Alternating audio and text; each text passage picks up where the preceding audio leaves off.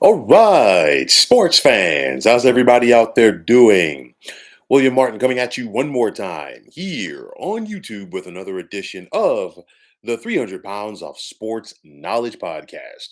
Now, when the Dallas Cowboys used a fourth round pick on quarterback Dak Prescott in 2016, little did they know that he would become their franchise quarterback so quickly.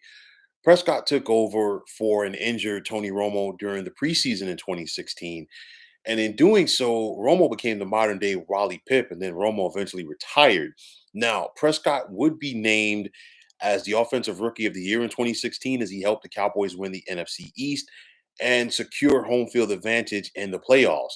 But in those playoffs, the Cowboys were one and done, as this was a harbinger of things to come for both the team and their new starting quarterback. Throughout Prescott's 7-year NFL career, he has put up some gaudy numbers in the regular season, but it has not come together for him in the playoffs. In 6 career playoff games, Prescott has thrown 11 touchdowns and 5 interceptions, but most importantly, his win-loss record is 2-4. Now, in 2021, the Cowboys made a commitment financially to Dak after it wasn't sure that they would. But when it was all said and done, Prescott and the Cowboys agreed on a 4-year deal for $160 million. And even though the Dak is now paid like an elite quarterback, he is not elite when Dallas needs him to be, which is something that continues to plague him. Now, being the starting quarterback for the Cowboys, fairly or unfairly, means that you're always going to be under the microscope, as the standard was set by Roger Staubach and Troy Aikman. And you think about Don Meredith in the 60s, he was a good quarterback for Dallas, but he was never able to win that big one for the Cowboys, which partially forced him into an early retirement and into the broadcasting booth.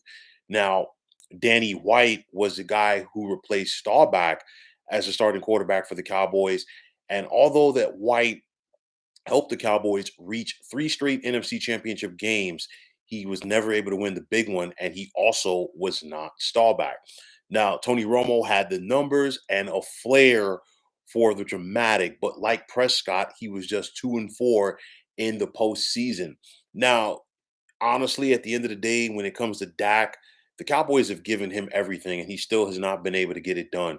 A solid offensive line, which is now aging, a fresh Ezekiel Elliott in 2016, and obviously he's starting to break down.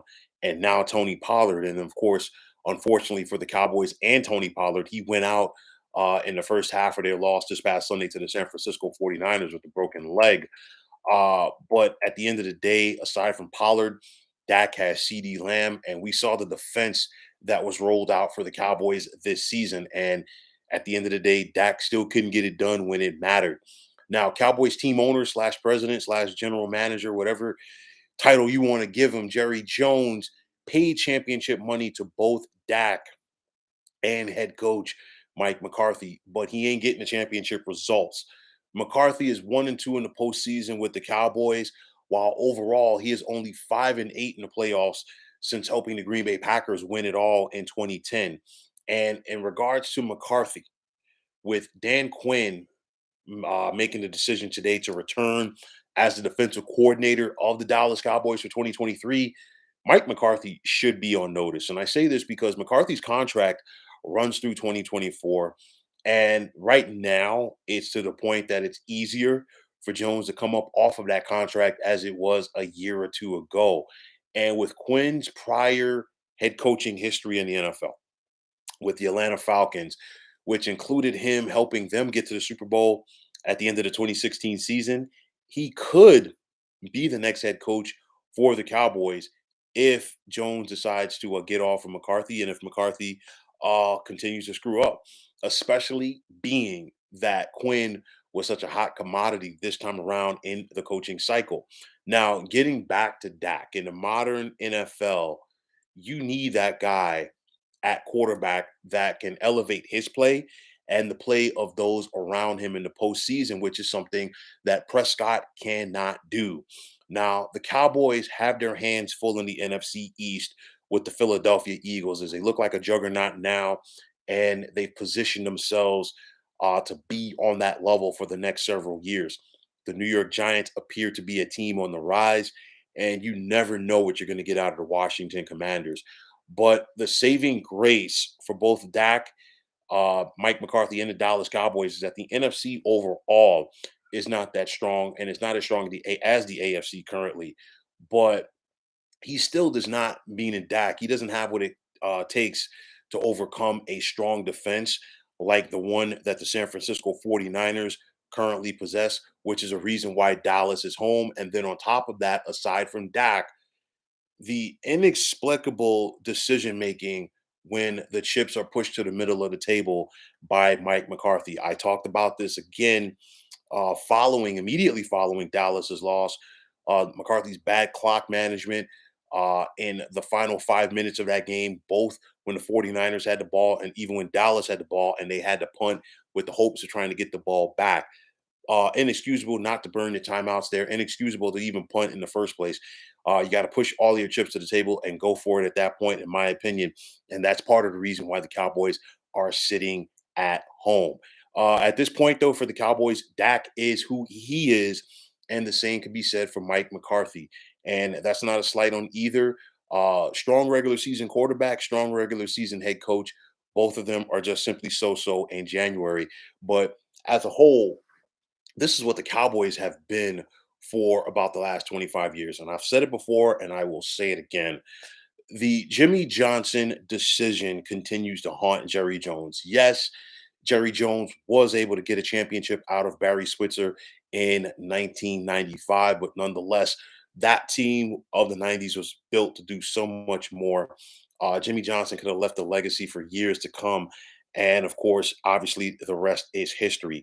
But of course, the big question is after 2024, will Jerry Jones continue to be committed to both Dak and Mike McCarthy? And that's going to be very interesting because you go back to the negotiations with Dak, he was coming off of that horrific leg injury. And when it was all said and done, the Cowboys really they had to have their arm twisted, if you will, to get the deal done. They didn't get the deal done before that season began either. So that lets you know how Jerry Jones felt about Dak Prescott. And if the Cowboys continue to be a good regular season team and come up short with Dak at quarterback, is Jerry Jones going to even commit to Dak further than he already has? The same thing could be said for Mike McCarthy, but unlike Dak, I think we could see a scenario where Jerry Jones gets off of that Mike McCarthy contract quicker than he does with his starting quarterback. Because again, now that Dan Quinn is back, all you're going to do is hear the speculation. You're going to hear the questions, because there were some sweet and potentially good head coaching positions out there this offseason. And Dan Quinn decided to withdraw his name and come back to be the D coordinator for the Cowboys. The Cowboys defense, once again, could be special next season, but nonetheless, I think there is more to this than the untrained eye can see. But at the end of the day, this is what happens. This is a saga of the Dallas Cowboys. And after another playoff disappointment, sooner rather than later, I definitely think this changes are coming in Big D. So, folks, that is going to wrap it up. And as always, I want to take this time out to thank you for tuning into the 300 Pounds of Sports Knowledge podcast here on YouTube. I want to take this time out to thank all of you fine folks out there for tuning in. And if you have not already, please feel free to subscribe to this channel. Now, if you're on Twitter, please feel free to follow me at 300 Pounds of Sports. And like I always say, if you follow me, it'll be my pleasure to follow you right back. There's also the sports discussion group on Facebook at the Sports Depot 365. Now you can check it out. Drop a line and be a part of one of the better sports debating sites going on social media. So once again, fine folks, my name is William Martin. I am signing off, saying take care and have yourselves a wonderful day.